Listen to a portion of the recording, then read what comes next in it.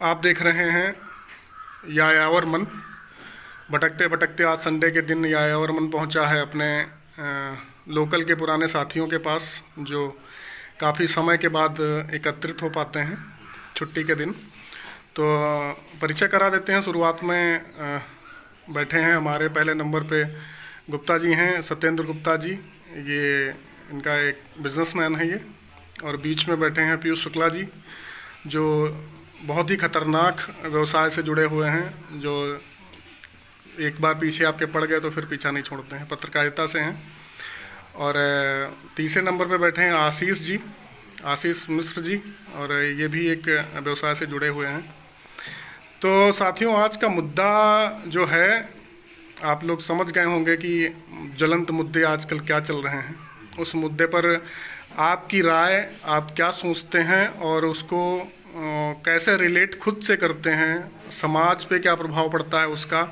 और जो ये एक धर्म विशेष का जो एक कह सकते हैं तूफान सा आया है, या लोग कुछ लोग भयभीत सा महसूस कर रहे हैं, क्या वो लोग आप भी सोचते वैसा कुछ आप लोग भी सोचते हैं, या आप लोगों की राय अलग है। शुरू करते हैं गुप्ता जी से। आप बताइए कि आज का जो मुद्दा चल रहा है ज्ञानवापी, ठीक है, इसमें क्या आपको सत्यता नज़र आती है कि क्या राजनीति से प्रेरित है, क्या है? ये नहीं, ऐसा नहीं है कि ज्ञानव्यापी जो है सनातन धर्म का एक ऐसा स्थान काशी बनारस है, महादेव के प्रिय नगरी है।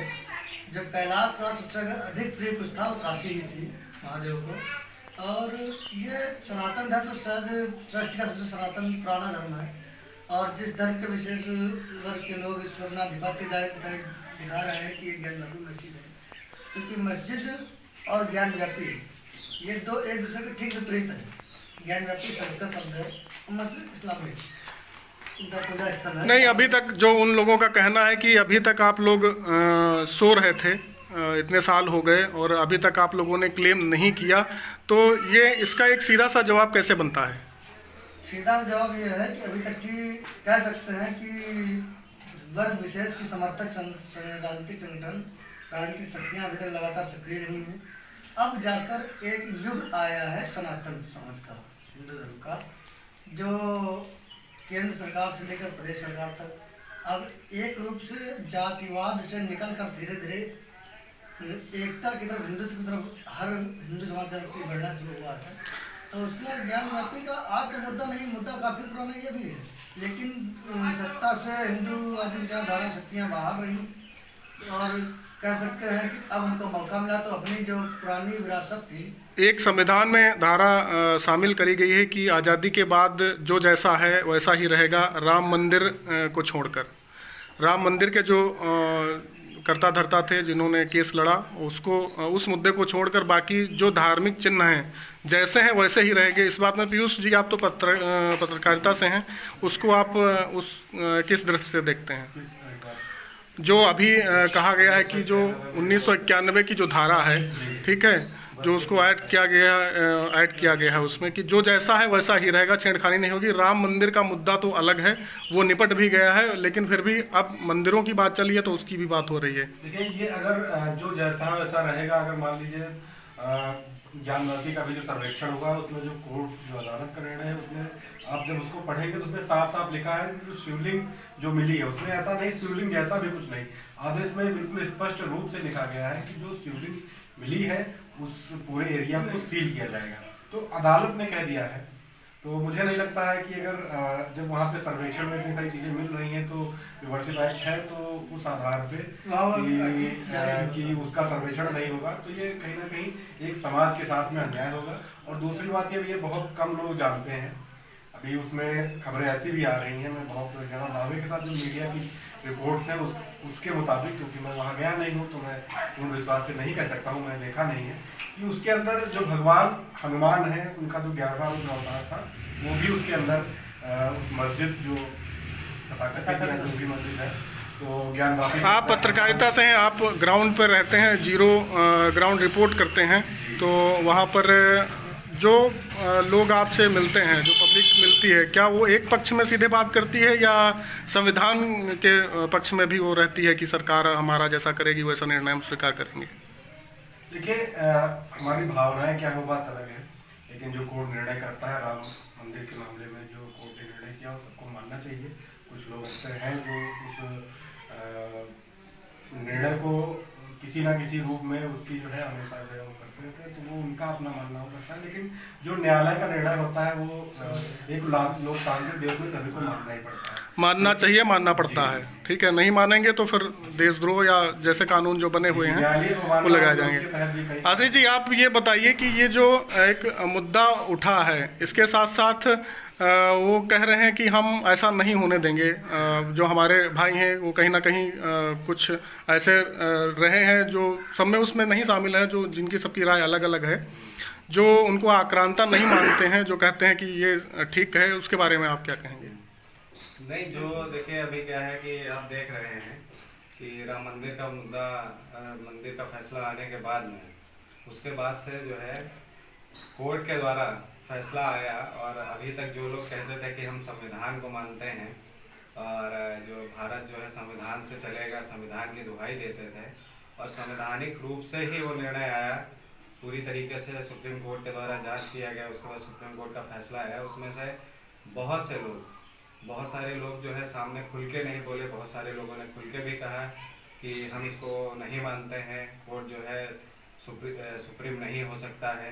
नहीं तो वो क्या संविधान को चुनौती दे रहे हैं या कानून अपने हाथ में लेना चाहते हैं? अभी नहीं, उनकी जो है मानसिकता शुरुआत से ही रही है कि वो जिस व्यवस्था में रहते हैं उस व्यवस्था को नहीं मानते हैं, वो आसमान से आई हुई व्यवस्था को ज़्यादा मानते हैं, तो उसी को वो आज भी फॉलो कर रहे हैं। आप देख लीजिए, ज्ञानवापी का जब से मुद्दा हुआ है वहाँ पर बहुत कम संख्या में लोग नमाज पढ़ने जाते थे, लेकिन जब से ये सुनवाई हुई है, याचिका डाली गई है, तब से इतने लोग नमाज पढ़ने के लिए वहाँ पे जा रहे हैं कि वहाँ पर जो वहाँ के चेयरमैन हैं उनको ये कहना पड़ रहा है कि आप लोग कहीं दूसरी मस्जिद में जाइए, नहीं तो आपका जो है नमाज छूट जाएगी। तो ये दिखाता है कि ये निश्चित रूप से उन लोगों के द्वारा एक बहुत बड़ा षड्यंत्र किया जा रहा है, जो केवल दिखावे में, जैसे कि हाथी के दांत दिखावे के और खाने के और होते हैं, तो इसी दिखावे में ये संविधान चिल्लाते हैं, लेकिन जब संविधान की बात आती है, संविधान के अनुरूप कोई काम की जाती है, तब ये शरीयत में ये मौका परस्त लोग हैं कि कब ये, जब इनका मौका मिलता है, जब इनका लाभ संविधान से होता है तो संविधान की बात मानते हैं, और जब शरीयत से लाभ होता है तो पर्सनल लॉ की गोद में बैठ जाते हैं। नहीं, वो सारी बातें ठीक है, लेकिन अभी जो ये ज्ञानवापी का मुद्दा है, इसका निर्णय आप लोग कहाँ तक देखते हैं, किस तरीके से निकालना? उसमें किसी की, मैं तो ये कहूँगा कि किसी की आस्था का उसमें कोई विषय नहीं है, ना हिंदू पक्ष की मानिए ना मुस्लिम पक्ष की मानिए। हमारे यहाँ जो पुरातत्व विभाग है वो दूध का दूध और पानी का पानी कर सकता है इस विषय में। जो शिवलिंग हमें प्राप्त हुआ है, जिसको वो लोग फव्वारा बता रहे हैं, यही एक बहुत बड़ा अपमान है। ईश निंदा का कानून इस्लामिक कंट्रियों में है, यहाँ पे हमारे देश में नहीं है, और हिंदू बहुत ही सहिष्णु है कि उनके ईश्वर को जो है फव्वारा भी बता दिया जाता है, तब भी वो बहुत शांति से बैठे रहते हैं। और वही टिप्पणी आप अगर मोहम्मद साहब के ऊपर या अल्लाह ताला के ऊपर कर दीजिए तो आतंक मच जाता है। नहीं, ये तो चलो हमने सीखा ही नहीं है, हम किसी पर व्यक्तिगत आक्षेप कर भी नहीं रहे हैं। लेकिन आप वही चीज, तो उसमें निर्णय आप हिंदू और मुसलमान को छोड़ दीजिए, अगर संवैधानिक रूप से आइए और वैज्ञानिक तरीके से आइए, तो उसमें पुरातत्व विभाग को जो है कोर्ट के आदेश के द्वारा उसको जांच करनी चाहिए, और उसे जो है दूध का दूध पानी का पानी हो जाएगा। जो वहाँ पे शिवलिंग मिला है वो कितना पुराना है, कितना प्राचीन है, और निश्चित रूप से अगर उसकी जांच होगी तो मुझे पूर्ण विश्वास है कि वो औरंगजेब के, उनके पिताजी के भी टाइम के पहले का होगा।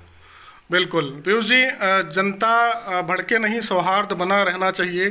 ठीक है, ऐसा संविधान कहता भी है और बहुत सारे लोग फॉलो भी करते हैं। हर धर्म और संप्रदाय में कुछ ऐसे विशेष लोग होते हैं जो मुद्दे को इतना ज़्यादा भयावह बना देते हैं कि बहुत सारी जो आम जनता है या जिनका उनसे डायरेक्ट सरोकार नहीं है वो प्रभावित हो जाते हैं। तो एक सौहार्द का माहौल बना रहे, उस समय को कैसे बनाए रखा जाना चाहिए? देखिए, जैसा कि अभी भाई साहब ने कहा कि सीधी सी बात है, उस जो वो परिसर है पूरा, उसको पुरातत्व विभाग और जो सर्वेक्षण एजेंसियां हैं उनको अपना काम ईमानदारी पूर्वक करने दें। जो उससे निकल करके आता है, वो चाहे हिंदू समाज के लोग हों चाहे वो मुस्लिम समाज के लोग हों, उनको मानना चाहिए।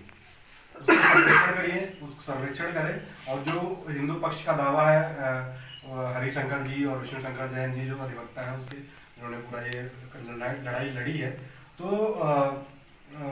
उनका जो कहना है और जो मुस्लिम पक्ष के वकील हैं उनका जो कहना है, तो मुझे लगता है कि सरकार को उसका सर्वेक्षण करवाना चाहिए और ईमानदारी पूर्वक करवाना चाहिए, जो उसके बाद में कोर्ट को जो है अपने विवेकानुसार और जो भी सर्वेक्षण के आधार पर निर्णय लेना चाहिए। मुझे लगता है जो साक्ष्य है उनके आधार पर निर्णय देना चाहिए। उसमें किसी की भावनाओं को आहत होना या किसी की भावनाएं नहीं आ तो इसका बिल्कुल नहीं, ईमानदारी को निर्णय। एक अंतिम बात जो वो लोग कोर्ट पर भी इल्ज़ाम लगाते हैं कि एक पक्ष का निर्णय लिया जाता है या एक पक्ष को ज़्यादा प्रभावशाली दिखाया जाता है, तो उसको कैसे आप लोग लेते हैं? देखिए, ये उनका मानना होगा, क्योंकि हम लोग संविधान का सम्मान करने वाले लोग हैं और मुझे लगता है संविधान को सबको सम्मान करना चाहिए। जो डॉक्टर साहब अम्बेडकर ने जो संविधान बनाया और जो पूरी टीम थी, तो उसने कुछ ना कुछ विचार और चिंतन करके ही बनाया था, और उसको अगर कहीं ना कहीं अगर इस तरह की बात जो लोग कर रहे हैं, चुनौती संविधान को दे रहे हैं,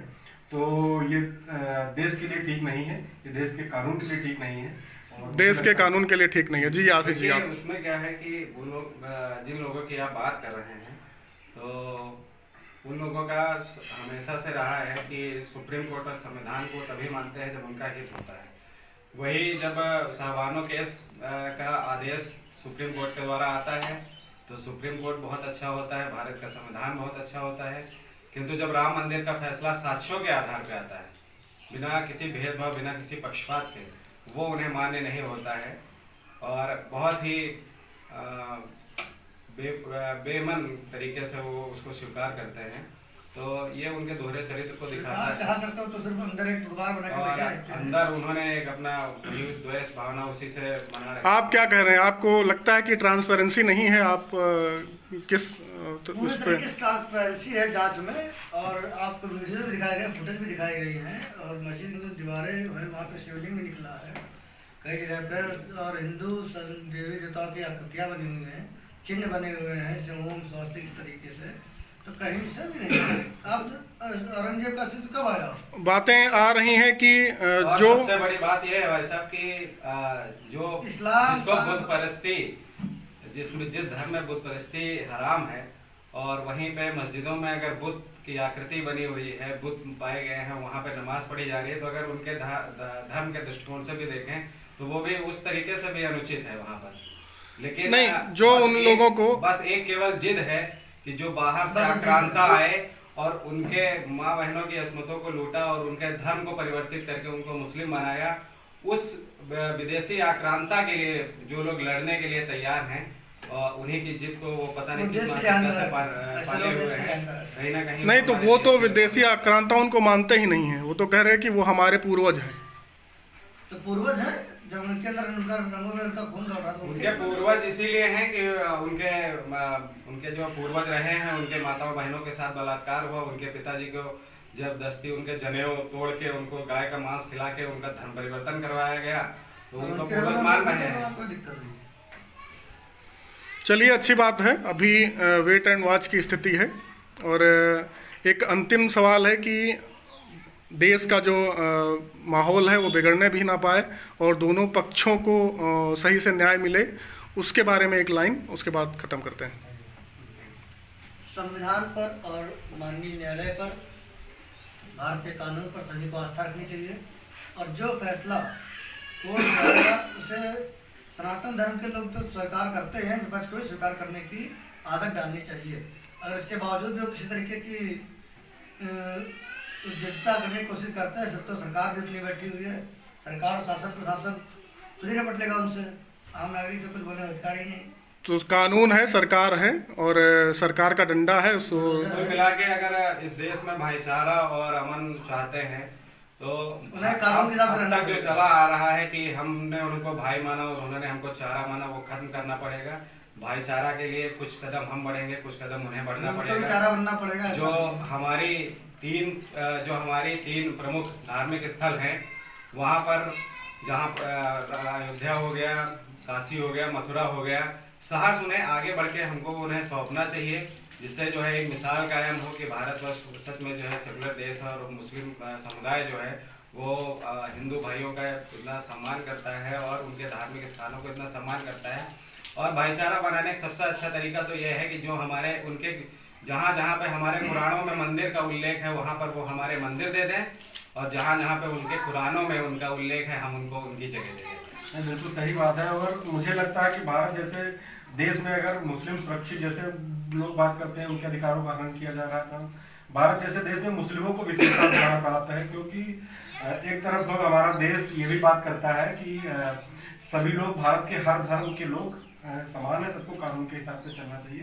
दूसरी तरफ मुसलमानों को विशेषाधिकार, उनके लिए मुस्लिम पर्सनल लॉ बोर्ड भी बनाया गया। मुझे लगता है कि लगभग 20 करोड़ मुस्लिम भारत में बिल्कुल सुरक्षा के भाव से रह रहे हैं। वहीं आप हमारे देश जो हमारे देश से कट करके पाकिस्तान बना है, आप वहाँ देख लीजिए मुसलमान किस तरह की वहाँ पे महंगाई है, किस तरह से लोग जो है एक दूसरे के प्रति जो है एक ईर्ष्या का भाव, किस तरीके से लोग जीवन यापन कर रहे हैं। आप देखिए यहाँ पर मुझे लगता है सुरक्षित है, तो सुरक्षा के भाव से आप रहिए और जो कोर्ट का निर्णय होता है उनका पालन करिए, उनको मानिए। और अभी 3 तलाक का मामला आया है, जो कुरीतियाँ हैं सरकार उनको खत्म करने का पूरा प्रयास कर रही है, सरकार का सहयोग करें। और हम चाहते हैं कि देश जो है कानून के हिसाब से चले और देश में जो जिसका अधिकार है किसी का ना मारा जाए। और हमारे जो भी सर्वेक्षण में आता है, ज्ञानवापी में जो भी कोर्ट का निर्णय होता है उसको मानना चाहिए, क्योंकि वो वैसे लगातार चिल्ला कह रहे हैं हम नहीं जाने देंगे। वो आज भी राम मंदिर को जो कोर्ट ने भी, जिसको आज सुप्रीम कोर्ट ने जिसको ये करार दे दिया कि राम मंदिर था, उसको वैसी आज भी मानने को तैयार नहीं है। तो इस तरह की गतिविधियां नहीं होनी चाहिए और मुझे लगता है कि कानून का। और अंतिम में एक बात और जोड़ना चाहूँगा, उन लोगों से सदैव सावधान रहें जो भारत में रहकर और बताते हैं कि भारत में मुस्लिम सुरक्षित नहीं है, और वो अपनी वाइफ को लेकर भारत को छोड़ने की बात करते हैं, उसके बाद अपनी वाइफ को ही छोड़ देते हैं। तो ऐसे लोगों से सावधान रहने की जरूरत है। देखिए वो तो अलग मुद्दा है, लेकिन बात करेंगे तो बहुत सारी ऐसी बातें हैं कि भारत ही एक ऐसा सहिष्णु देश है जहाँ पर आप कुछ भी करने की आज़ादी है, कुछ भी कर सकते हैं।